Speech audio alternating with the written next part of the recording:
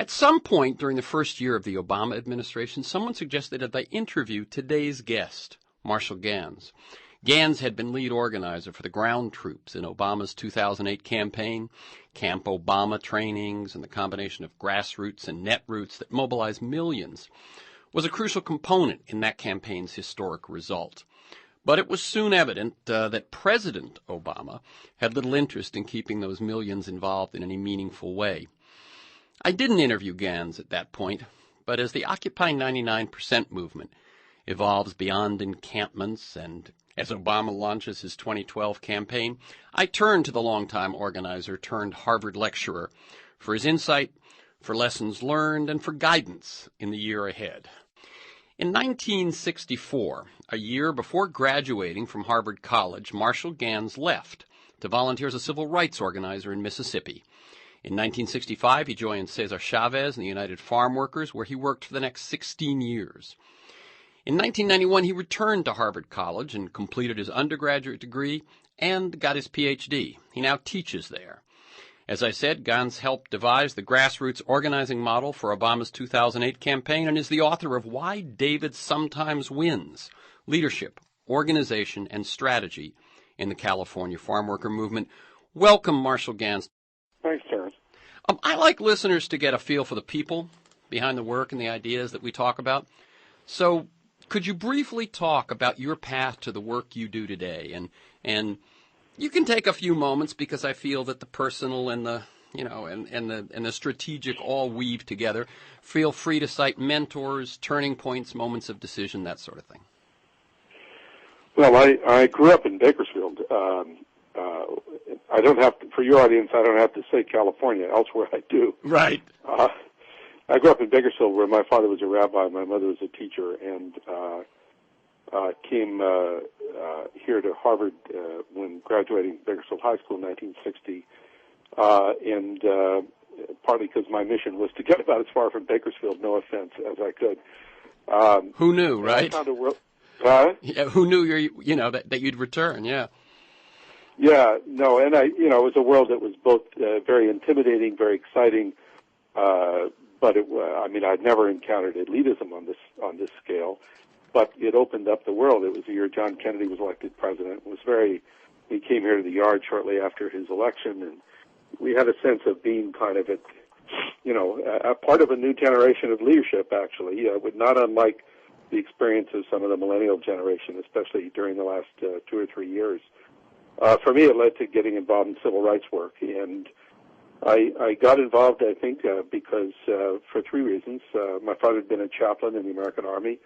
After the Second World War, we lived with him in Germany for 3 years when they brought independence, and as a child, I met survivors of the Holocaust whose lives had been shattered by that experience. We're looking for hope somewhere,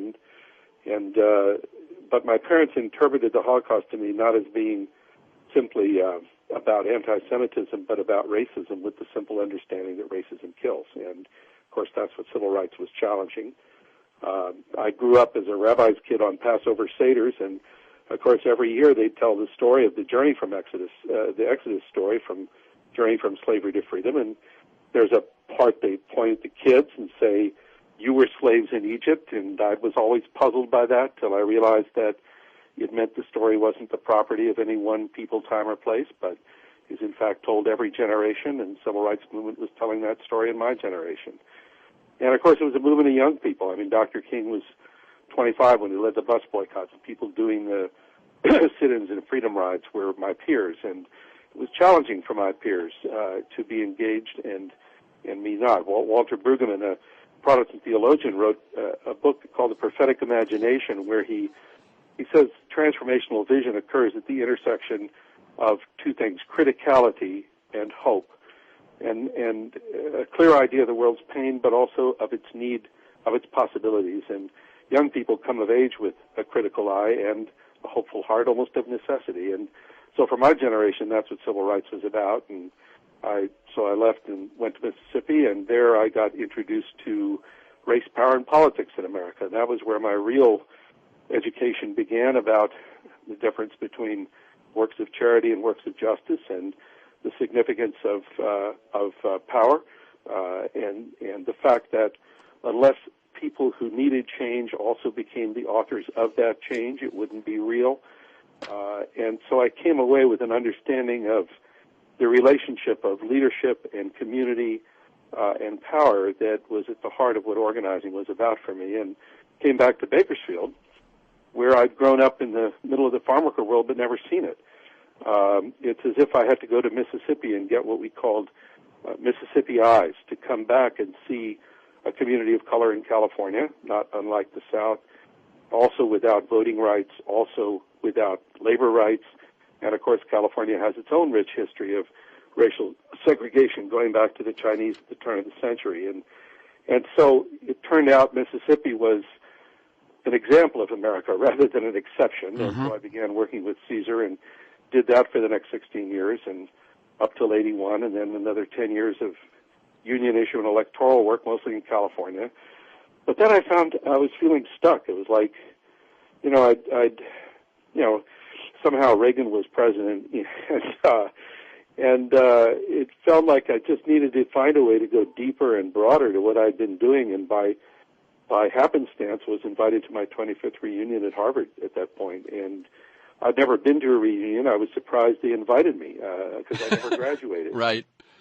Occasionally their dropouts do pretty well, though. Unlike me, that guy up in Seattle did a whole lot better. But I for some reason, it connected, and I came, and it was like running into a 20-year-old version of me, and we had a conversation. How's it going? And I said, I got to find a way to go deeper and broader. And well, why don't you come back and finish that senior year? It said 20-year-old me, and so I went to see one of the deans here, and if he'd laughed at me, I was that fragile, I think it would have gone nowhere, but he turned out to be an Episcopal priest. We talked for about 3 hours. We figured out how to deal with the fact that tuition had changed a little bit in the interim, and so in 91 I came back, finished my senior year, wrote a senior thesis in history and government, and graduated class of 64-92. Mm-hmm. And my 81-year-old mother got to come and finally see her son become a college graduate. But I got hooked and then went on and did a master's and Ph.D. here, and while doing that was asked to teach a course on organizing at the Kennedy School. And that turned out to be a real gift because it was a way to integrate my life experience and social science in a conversation with a rising generation. And I think the teaching was probably the core context for my learning, because it was like having a conversation with the future every time I go to class. And so since 2000, I've been on the faculty here when I finished up the Ph.D., and I teach organizing and public narrative and moral leadership, and have then, had the privilege of being able to do that work in the world of practice as well as in the world of research and teaching, as you mentioned, with the Obama campaign and other activities in a world that seems once again hungry for change. Exactly. That's the voice of Marshall Ganz. I'm Terrence McNally. As you heard, Marshall is a lecturer in public policy at Harvard. He helped devise the grassroots organizing model for Obama's 2008 campaign. He's the author of Why David Sometimes Wins, Leadership, Organization, and Strategy in the California Farm Worker Movement. We're going to talk about Obama 08, Obama 2012, Occupy, 99%, and also because it is such an essential part of Marshall Ganz's organizing strategy, we're going to talk about story and narrative and their power and utility in changing your own life as well as the life of your society. By the way, when I first said, when you mentioned how you went to Harvard to get as far away as you could from Bakersfield, and I said, who knew you'd end up back there, I was referring to Bakersfield. So, I mean, you've sort of done that twice in your life. You leave Bakersfield and end up back there working with the farm workers, not necessarily in Bakersfield, but in that part of California for 16 years. And then, as we talked about, go back to Harvard and end up there. Yeah, right. So you just can't get away from yourself. Yeah, I guess so. It's a good point. What you said some of the lessons you learned in your work in Mississippi. What were some of the lessons you learned in your long-term work with the farm workers? Well, in a sense, the same sort of basic lessons. I think that when you see such inequality, as was the case in the South or the case in California, you have to ask why, because you realize very quickly that, bringing some medical supplies or a few books is not going to really change anything, because there's a deeper inequality that's driving all those differences in healthcare, housing, education, all the rest of them. And, what I learned in both places was that underlying both of them is an inequality in power, that in the case of the South, lack of voting rights, lack of union rights, and, the whole daily experience of subordination that went on between blacks and whites. I mean, I'd never had the experience of going to someone twice my age who would stand up, offer me his chair, call me mister, not look me in the eye, and introduce himself with his first name because he was black and I was white, and that went on thousands of times a day. So you put that stuff together and you get a pretty good explanation of how the white community could sustain that system, even though blacks tried to challenge it. And so the question then it poses is, how do you shift something like that? And the same question in California with the farm workers. So some people think, well, you go and you try to address those with power and ask those with power to fix it. But of course that leads to testify at our committee, do a little research, do this, do that. You're very nice people, but nothing changes. And so what we learned was that unless people with the problem could become authors of the change, which is what I was saying before, the change wouldn't be real. But it seems like a paradox, because we said the problem is powerlessness, and so how do they become authors of change? We learned there's a difference between resources and power, and that while communities lack power, they may not lack resources. In the case of the Montgomery bus boycott, a great example, the start of the civil rights movement, it turns out that people had a resource. First they thought they were going to do it through litigation, but then they realized they had a resource that, if used collectively, could turn into power, and that was their feet. And if they walked to work instead of riding the bus, then the bus company would become dependent on them instead of the other way around. And it's that basic insight that how communities that are relatively powerless can find the resourcefulness to translate their resources into power that, for me, is at the heart of what organizing is all about. And it was the same deal with the farm workers when farm workers went on strike and they were replaced by strike breakers. What to do about that? Well, it turned out that farm workers could not only be on picket lines, they could become organizers, go to the cities. They could organize churches and unions and students to join them in boycotting the products of the grape growers, the grapes, and through that develop the economic power necessary to change things. And the last lesson was that doesn't just happen. That it takes, it takes skilled leadership to make it happen. And that's what organizing is about, is developing that leadership. Because in the South, Dr. King didn't come out of the womb knowing how to organize. He was raised by a Baptist preacher. And like rabbis, Baptist preachers have to organize their congregations or they're out of a job. And so it's a great organizing school. But the black church in the South trained so many people, as did the Sleeping Car Porters Union, as did the black fraternals, in basics of leadership.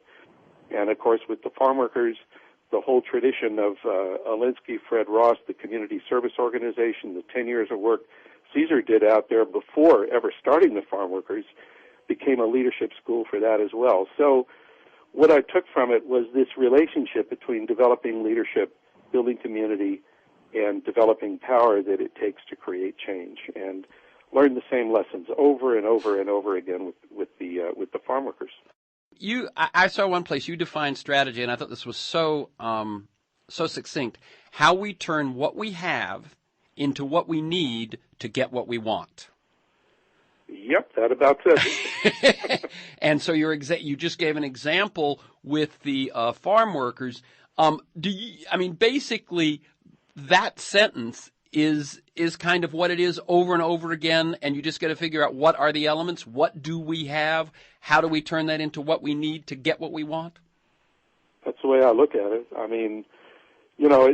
It's sort of rooted in an understanding that power is a relationship. It's not a thing, and so it's a relationship of influence that emerges from interests and resources. And so if your need for my resources is greater than my need for your resources, that gives me some power over you. That gives me the capacity to influence you. And so the question is sort of paying attention to where those points of interdependence are. This really goes back to Gandhi's understanding of how power worked when he realized that any system rests on the cooperation of those whom it exploits as well as those who are benefiting from it. But the challenge, it can often be very costly to withdraw from the system, and that's what his movement was all about. That's what sort of nonviolence is about. And so once you get that it's all about interdependence, then it gives you a lot of room to bring the other thing Gandhi always talks about was creativity, because you're David, you're not Goliath, so you have to figure out how to compensate for those resources with resourcefulness, and that's where creativity comes in. But I think that's basically what it comes down to. Yeah, and another place you said strategic capacity consists of three elements: motivation, access to relevant knowledge, and deliberations that lead to new learning. And then you said very clearly, this is the lesson of why David sometimes wins, that's why Chávez's efforts in the farm workers could work, because they actually had more access to those three elements than those in power. Yes, and it's so clear in that case because two other powerful unions were trying to organize farm workers at the same time, the Teamsters and the AFL-CIO. They had tons of money and professional staff, and they fell on their faces, where it was the agile and wily but well-rooted and imaginative UFW that had success where others had failed. And, what I realized when I was working on this, somebody said, oh, that's David and Goliath. And when I went back and actually read the story in detail, turns out that theory is right there embedded in that story. I mean, David takes on the fight not because he's had a feasibility study on defeating giants at McKinsey. He takes on the fight because he's outraged at the injustice, and everybody else tells him to shut up and not make trouble. But even though he's not equipped, and once he makes that commitment, he goes to the king and says, I'll fight, and the king laughs at him and says, you're not qualified, and finally he persuades him to let him fight if the king says, you got to take my sword, shield, and helmet. David tries it. He puts them on, but he can't move. and that's when he looks down at his feet and notices these 5 smooth stones. He says, wait a second, I'm a shepherd, not a soldier. And as a shepherd, I knew how to protect my flock from the wolf and the bears with a stone and a sling. Maybe Goliath's just another wolf or bear. That's when he takes off the armor, picks up the stones, goes to face Goliath. Goliath laughs at him. And in the middle of the third laugh, stone in the middle of the forehead into Goliath. And that's not a story about nonviolence, but it is a story about resourcefulness. And it's a story about the depth of motivation in all of the cases we've talked about, whether it's the blacks in Mississippi, the farm workers in California, or David. Their motivation is an enormous fuel, and then with the farm workers, as with the blacks, there's a relevant knowledge that the farm workers had that the Teamsters didn't, that the authorities didn't, and so it does. What I like about it is it bodes well. Then it answers, resignation or intimidation with possibility. Yeah, I think that's exactly what it does, and I think it's that sense of possibility. Without that, I think we're goners. And Maimonides, the Jewish philosopher of the 12th century, he had a definition of hope as being belief in the plausibility of the possible as opposed to the necessity of the probable. Let me say it again. That being a realist is to recognize that the world is not only the world of the probable, but also of the possible. A black man can be elected president of the United States. David can be, doesn't happen a lot, could happen. Right. And it's that sense of possibility that kindles hope and the aspiration to challenge the status quo. Let's talk about Obama in 2008. How did you get involved? Well, it's funny. I got involved. When I came back, I'd sort of sworn off electoral politics for a while, but I got back involved in 2004 mainly through my students who were involved in Howard Dean's campaign up in New Hampshire. And one of the lead organizer, or the campaign manager up there, a woman named Karen Hicks, they were involved in very traditional kind of the marketing, canvassing, marketing, voter identification, not doing any organizing. And, Dean did a lot of imaginative stuff on the Internet, but it wasn't happening in the field. And she came down and said, well, what if we introduce these folks to organizing? And so we went up and did a workshop with them on the ways we'd learned to organize. I'd learned to organize in the farm workers. And in California in the 80s, we'd taken a lot of those tools into electoral politics out there in Alan Cranston's campaign or Nancy Pelosi's campaign. There was a lot of people came out of the farm workers that learned how to do that stuff. And so, but what happened was then a core of young people got equipped in the craft of storytelling and house meetings and relationship building and all that stuff in a modern context, and built a hell of a program in New Hampshire. Even though it didn't overcome the scream of Dean, it was able to, turn the state blue in the election that year. And out of that came a core of young people that were central to the organizing in the Obama campaign. And so that was sort of the starting point for that work, and was because the Obama people knew they had to have capacity at the base to win those primaries. They got some experienced people to do Iowa, and the people that I had worked with did South Carolina. And they tried a different approach in New Hampshire and in Nevada, and those didn't work, and Iowa and South Carolina did work, and so guess what? Organizing could make a difference in winning elections.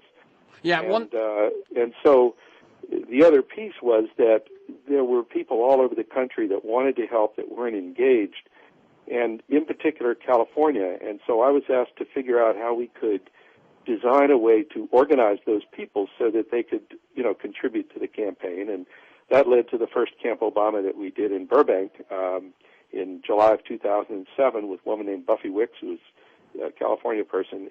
We had a couple hundred people and about 150 people in a big union hall, IATSE Union Hall out in Burbank.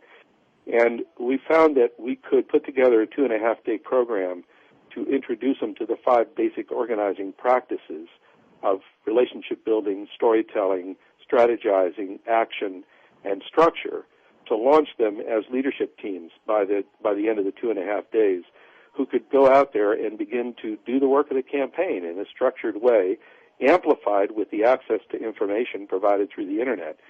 And we did a similar workshop up in San Francisco, launched a couple hundred teams over those 2 weekends, and then that sort of took off and became the model for the campaign by 2008. And it brought a very different element to the whole grassroots component of the campaign, which was rooted in developing local leadership, empowering people to take responsibility, equipping people, enabling people to see that they had in their own life experience the resources they needed, namely their own narratives and relationships to do the work.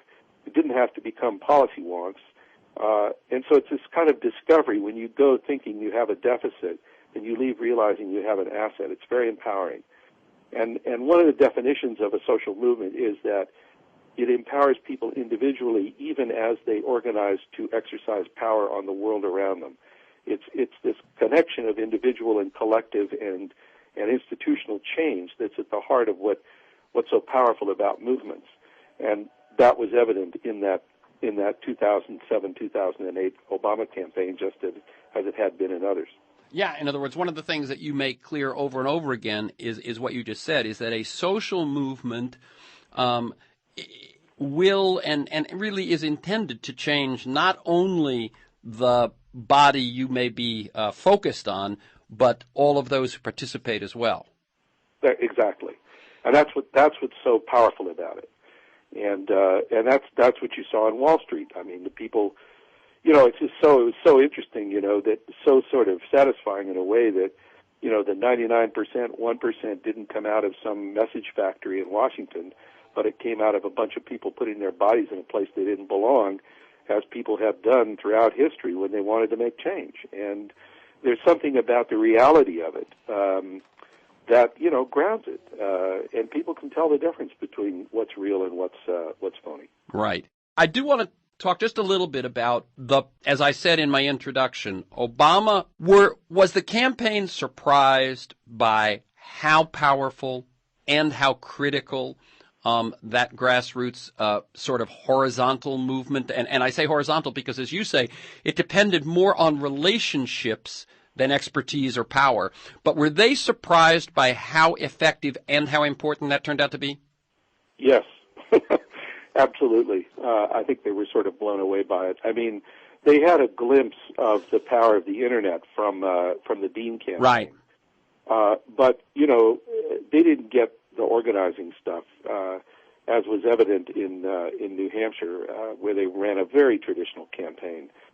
I think Iowa and especially South Carolina really blew them away, you know, because, you know, good old grassroots house meeting organizing means you come in under the radar and you don't need to go through institutional leaders. You build from the bottom up. I mean, that whole approach was formed actually there in L.A. I mean, it was Fred Ross organizing the Community Service Organization in East L.A. in the late 1940s that rejected Alinsky's traditional approach. Saul Alinsky, a community organizer, was you organized organizations in communities like East L.A.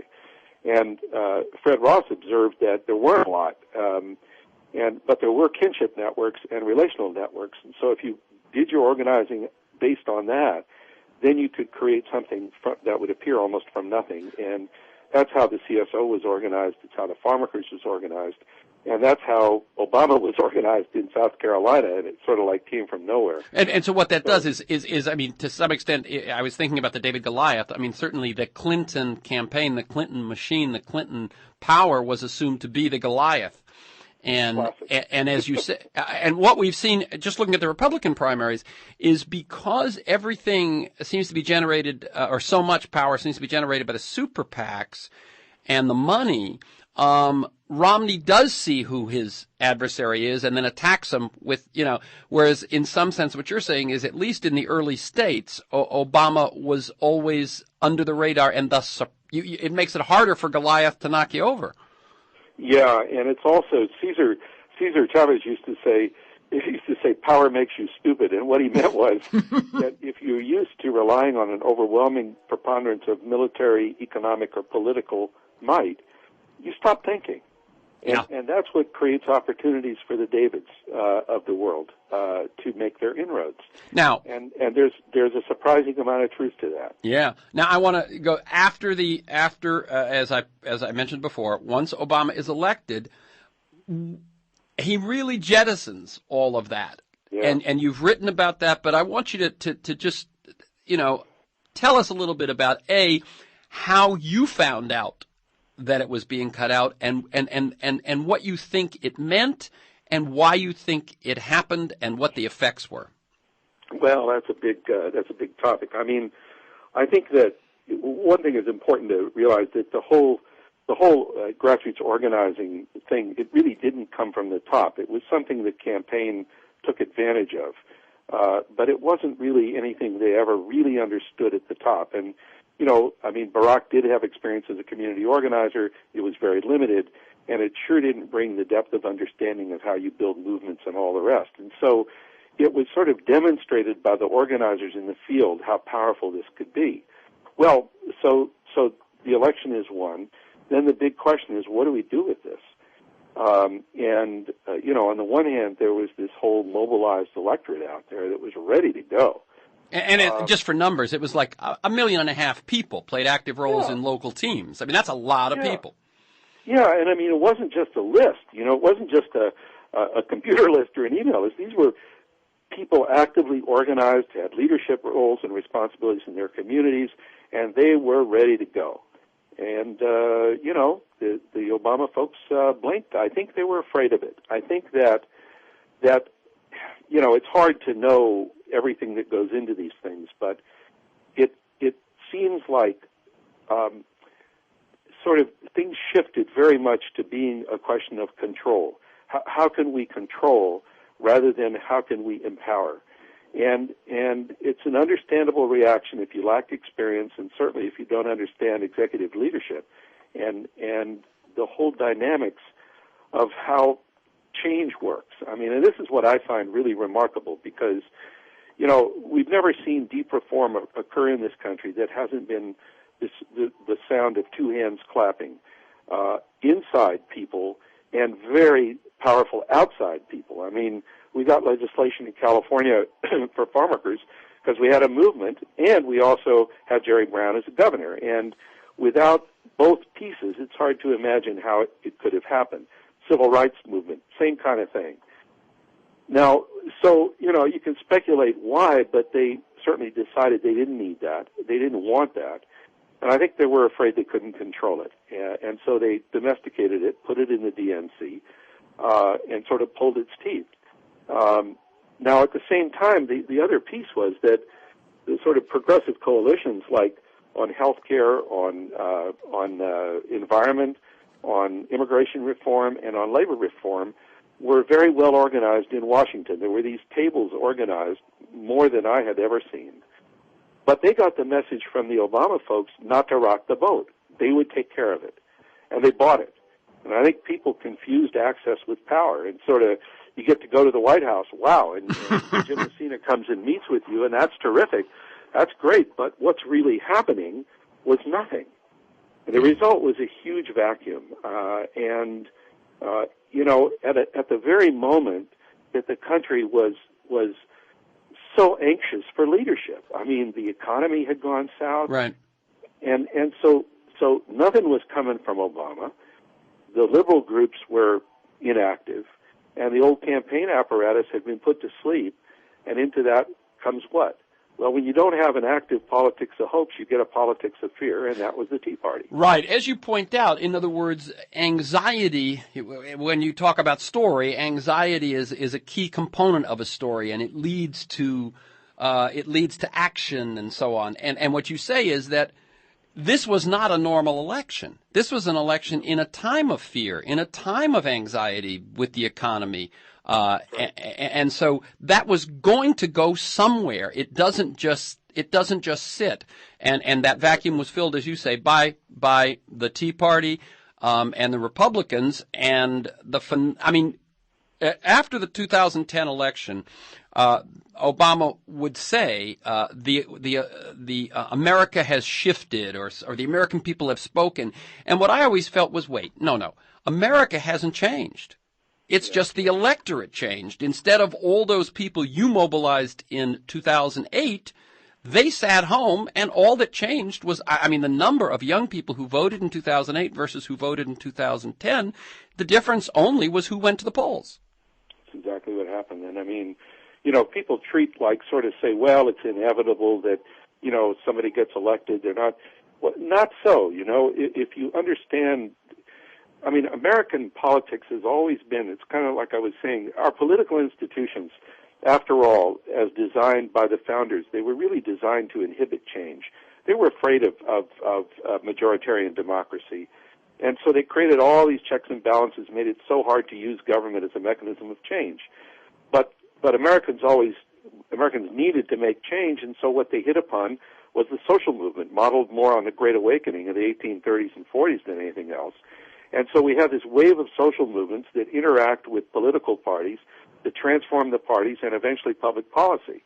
And that's exactly what the conservative movement did over the last 40 years. Mm-hmm, it's exactly. also what the civil rights movement did, and the labor movement did, and so forth. And so we were in a movement moment here. Yeah, people were mobilized. They weren't just energized; they were mobilized, and they were left hanging.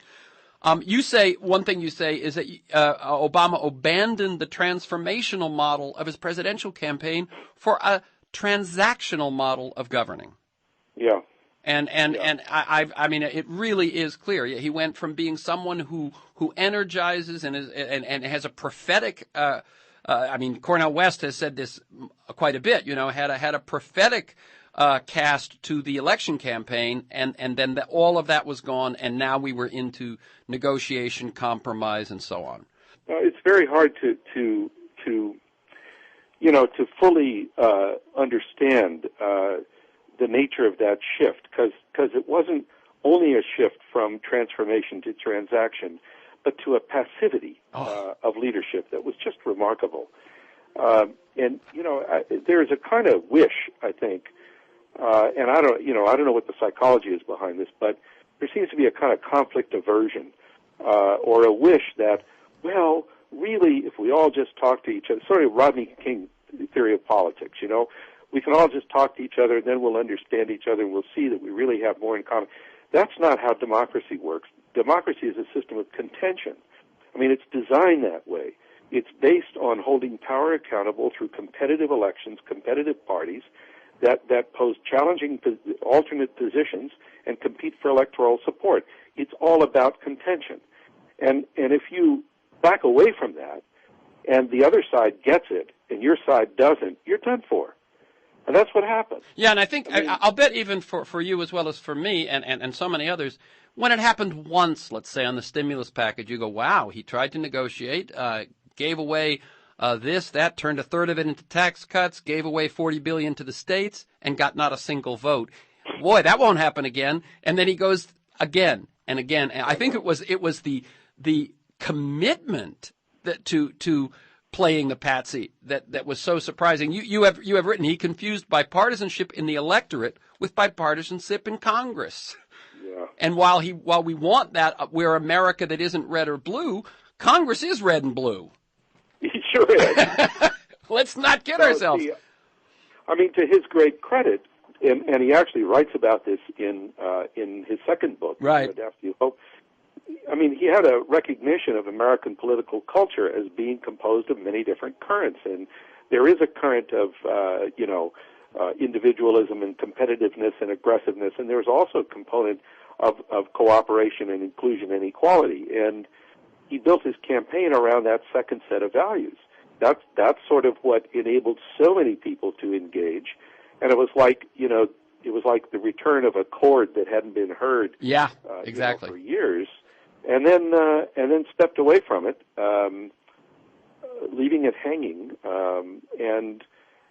But this wish for this sort of wish for some sort of post-partisan, Rodney King approach to politics is very deep, and I think a lot of Democrats share it too. It's one reason. Although Marshall, I think he's extreme. I've often said that while he seems pragmatic in so many areas, he does seem ideological in this one area, in like a fundamentalist belief that compromise will win. I mean, that compromise will work, and that negotiation will work. Well, it's funny because compromise and negotiation are tactics. They're not goals. They're not in and of themselves values. I mean, they're tactics for achieving valued ends or valued purposes. And I think that when they become, when the means becomes confused with the ends, right, and sort of then compromise becomes an end in itself, well, then what are the ends? You lose sight. You get lost. It all becomes some form of process. And I think if you find conflict difficult, it's very convenient. And, he was never that great in the debates with Hillary. I mean, he tended to be passive-aggressive or else passive. I mean, there's an article I assigned to my class. It was published by the Harvard Business School called How to Have a Good Fight. And it's great because there are ways to have a good fight in arenas that require contention. And that's how this thing works. But if you're not constituted for that, then you hire, I guess, Rahm Emanuel to do your fighting for you. I mean, I don't know. Yeah. So what we were left with then is that he doesn't mobilize, Obama and the administration doesn't mobilize all this energy that's out there. There's anger and anxiety still out there. The economy doesn't get better quick. The stimulus package isn't big enough. Things are bad. And so, as you say, in that moment, the Tea Party arose. Let's skip that chapter and go to Occupy because we only have so much time. Okay? All right. So Occupy, that arises, and you point out the difference between the Tea Party and Occupy. Both arise out of the same anxiety, one motivated by fear, the other motivated by hope. Yeah, that's my take.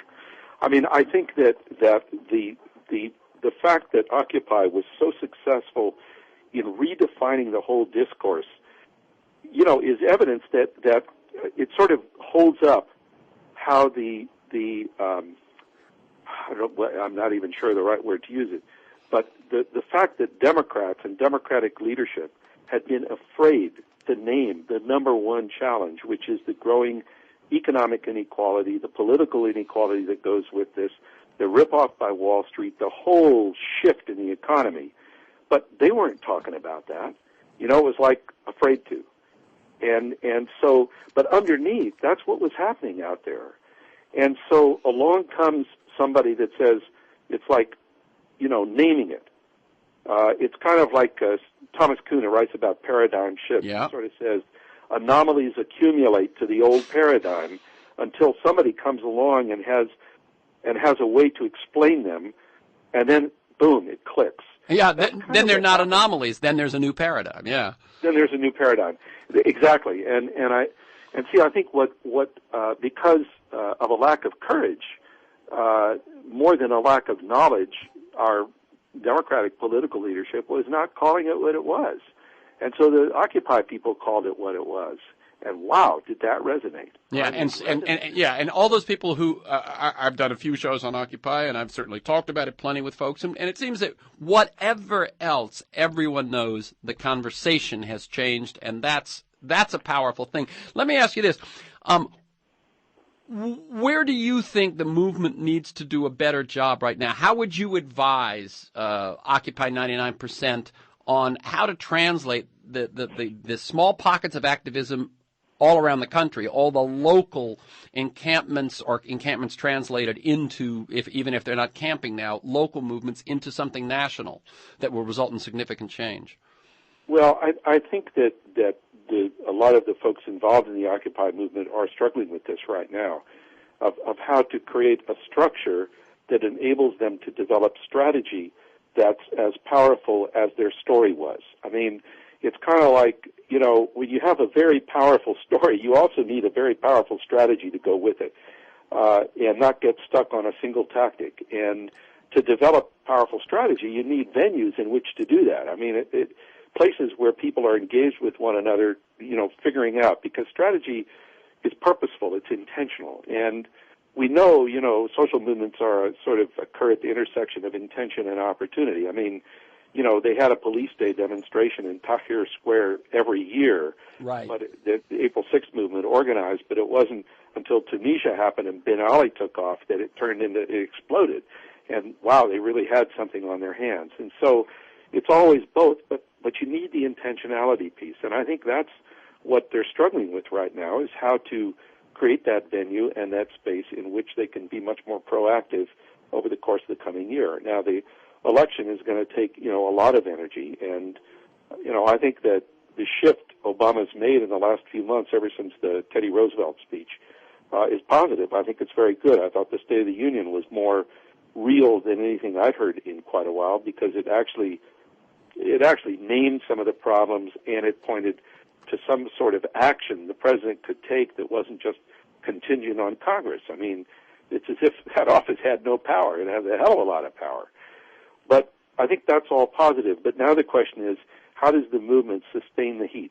How does it translate not only into electoral success, but how does it take the fight to the, you know, to the people responsible, which continue to be the banks and the concentrations of financial wealth? And I don't know the answer to that.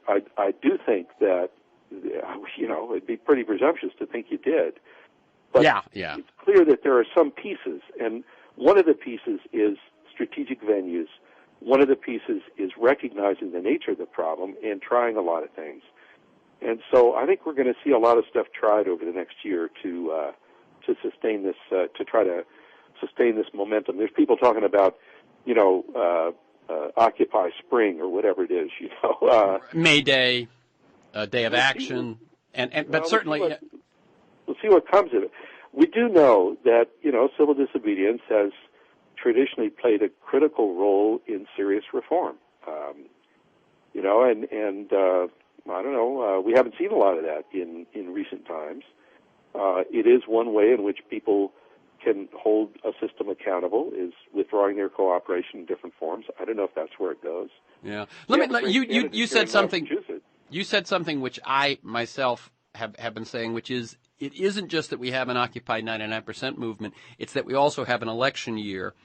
And the question that I've been asking is that gap that exists, that gap that the people feel between themselves and politics. And I think this goes, this goes across the board. That politics is not about you. It's about people with big money, and it's about TV ads. And the gap between people and their government, which seems to, maybe be less universal, but still there. My question is, how will we occupy that gap in an election year? And I don't profess to answer, but I think that's a big question. I agree with you. I mean, I wish, if we had some kind of silver, but I should say we do have a good candidate here in Massachusetts. We have a very good candidate here. Elizabeth Warren, you're talking about, is an excellent, because she's got the courage, and she's got the analysis, and she's got the moral understanding, and she's got the credibility. Yeah, I mean, she's got guts. I mean, those have been kind of in short supply, and she can talk to people too. I mean, so that's fine for here in Massachusetts, but nationally, I think the question, as you just posed it, I think is the question. Now, by the way, I do think that there is some. I am getting a sense of some clarity about the ends. I'm just going to read something I got in the last couple of days from Amped Status, David DeGraw, who was one of the people who first coined the 99%, and he basically says, no matter what your issues of concern are, healthcare, education, foreclosures, unemployment, the environment, war, debt, and so on, when you get to the root of that particular problem, it all comes down to the system of political bribery. And overturning Citizens United, changing campaign finance, changing lobbying, that sort of thing does seem to be a shift, because when you start and you say we're occupying Wall Street, what in fact that says is we're occupying the intersection of Wall Street and the Beltway. And it seems to me that does seem to be where the national Occupy 99% attention is going. Now we just have to see how it organizes. What I want to do in the last 5 minutes we got here, Marshall, is talk about story and narrative. You say, and maybe if you're up for it, we can do one where we talk about nothing but that. But what you say that basically movements have to tell three stories, and those three stories are? Well, it's sort of the idea that okay, so narrative is how we learn to make choices in the face of uncertainty. It's how we learn to access the moral or emotional resources to make choices, because that's what stories are constructed about. So it's kind of a basic category. It's why families and cultures and religions all teach how to act in the world, how to make choices through narrative. So it's a basic form of understanding ourselves in the world. And in terms of leadership, it seems the role of narrative seems to be around these 3 points, these 3 poles. And it's not like something new. I mean, the first time I found this, it was in Moses' conversation with God at the burning bush, where God says, you got to go free your people. Moses says, first, why me? Mm-hmm. And then he says, well, wait a second, who are you? And then thirdly, he says, can't this wait a while? And the other formulation is Hillel's 3 questions, and the first century Jerusalem scholar. If I am not for myself, who will be for me? If I am for myself alone, what am I? If not now, when? There's a linking of self, other, and action that's at the heart of leadership, it seems to me, and of moral, and actually of moral choice in the world. And so the public narrative idea is that it is a way of linking those 3. A story of why I've been called, stories of why we are called to a common purpose, and stories of the challenge to that purpose that requires action now. And what we found is that offering people that framework, because it's not like applying a theory, it's much more a roadmap. It's much more pointing to kind of a structure underneath things. When you offer people that framework, it enables them to do what we do naturally with greater intentionality. See, I think a lot of what we do in organizing, relationships, stories, and strategy, we're hardwired for. But if we become aware of the structure of it, then we can be much more purposeful in the way we do it. And I think that's what we do in this public narrative work, is equip people with a kind of transparency that enables them to exercise much more agency. Because for me, that's the heart of the matter, is how do you access agency in yourself, inspire it in others, so that you can act mindfully and purposefully in the face of challenge, threat, and danger, which is what narrative is a response to. And so the interdependence of those three pieces turns out to be something that, I don't know, before Christmas I was doing a first workshop in Beijing with NGO leaders over there. We've done work in Jordan, in the Middle East, in that culture. And these three elements always seem to be present, and people are able to then use this to mine their own cultural resources and their own life experience for the capacity to move themselves and others into action. Yeah, so what you're saying is whether it's in Beijing, Mississippi, Bakersfield, D.C., Massachusetts, on campus, off campus, in a labor situation, if I can tell you the story of myself, the story of us, and the story of why it is urgent that we do something now, then we've got a conversation that may lead to something. Yep, that's what I think. And then, now the one thing I would also guess is that these stories pull people in, get people galvanized, but stories and narratives alone without the craft of structure and leadership and strategy and tactics will not work. It's really, you have to have both. Well, it's just like, the challenge challenge comes to both, to the hands, the head, and the heart. To the hands, it's like, how do I get the skills I need? To the head, it's how do I use my resources in a strategic way? And to the heart, it's how do I find the courage? Story can address the heart part, but the strategic part and the action part are critical. The whole idea is to exercise, to access and transform power. That's what it's all about. And so, it's a little tricky, all the emphasis on story, because it's only a piece of it. That's right. It opens the door, it engages, and then it's what we do with it. I got to let it go at that. Marshall Ganz is at Harvard's Kennedy School. His book is Why David Sometimes Wins. Is there a website that you direct people to learn more about your work? Well, they can go to my website at the Kennedy School, which... we won't, just go to Harvard Kennedy School and put in Marshall Ganz, G-A-N-Z. Thank you so much, Marshall. And as I say, I would love to do it again sometime and emphasize not the politics and so on, but just the story and the narrative work. Finally, thank you to Marshall Ganz. Keep up the good work.